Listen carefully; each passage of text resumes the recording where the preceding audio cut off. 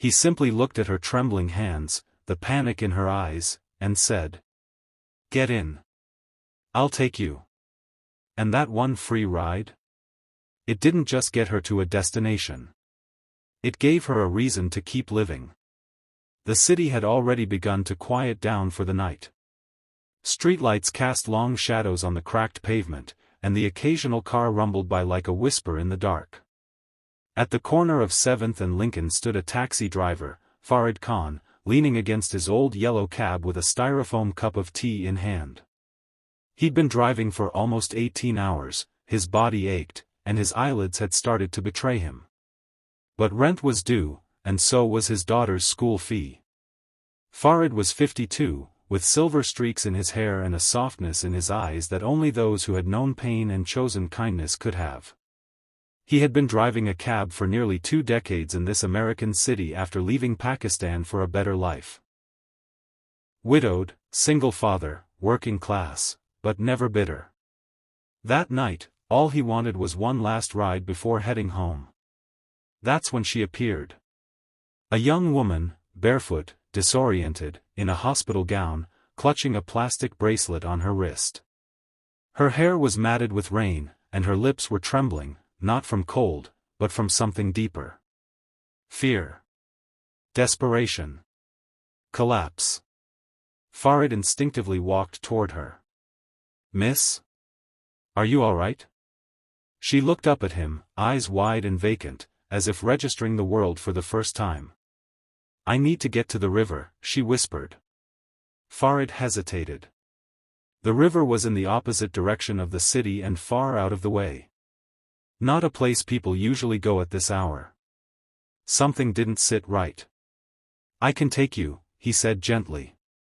"But tell me, are you hurt?" She shook her head. "Please. I don't have any money. Just drive." Inside the cab, silence swallowed the space. The woman clutched her knees, rocking ever so slightly, her eyes fixated on something outside the window that didn't exist. Farid glanced at her through the mirror. "What's your name?" he asked. No answer.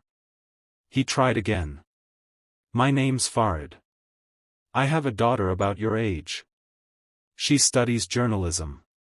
The girl blinked, as if waking from a trance. "Claire," she finally said. "I'm Claire." Farid smiled softly. "Nice to meet you, Claire." She looked at him, confused, as if kindness was a foreign language. As they drove, Farid's instincts screamed louder. Something was deeply wrong.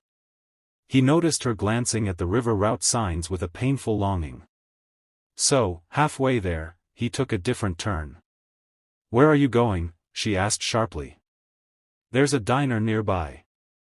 Open all night. We'll sit, get something warm to drink. Then I'll take you wherever you need to go." "No," Claire said, her voice rising. "I need to go there now." Farid gently pulled over. "Claire," he said, turning to face her fully, "you don't need the river tonight. What you need is someone to sit with you until this storm passes." She broke. Tears poured down her cheeks like a floodgate had opened. Her sobs shook her whole body. Farid didn't speak. He simply reached into the glove box and handed her a box of tissues, then turned up the heater. "I was in the hospital," she whispered. "Psych ward. They let me out today. Said I was stable." She gave a bitter laugh. "I told them I was fine so they'd let me go." Farid listened, his heart breaking. "I don't have anyone. No family. No friends. I was going to the river, to end it. I was done." Silence filled the cab again. Then Farid said softly, "You do have someone now." They sat in that cab for over an hour. Just two strangers in the night, one clinging to life, the other offering it without condition. Eventually, Claire agreed to let him take her to a local shelter Farid knew personally. He'd helped other women in crisis find safety there. He even called ahead, asking them to expect her. Before she got out of the cab, she turned to him. "Why did you help me?" Farid gave the warmest smile.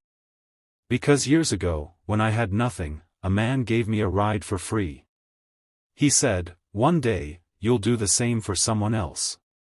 5 years later. A TED Talk stage. A confident young woman walks up to the microphone, the audience waiting in hushed anticipation. Her talk is titled, "The Taxi That Changed My Life." Claire begins.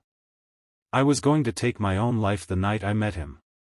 A man who didn't know me, didn't judge me, and didn't charge me. He didn't just drive me somewhere, he rescued me from my darkest place. I'm alive because of a free ride from a stranger who believed my life was worth saving."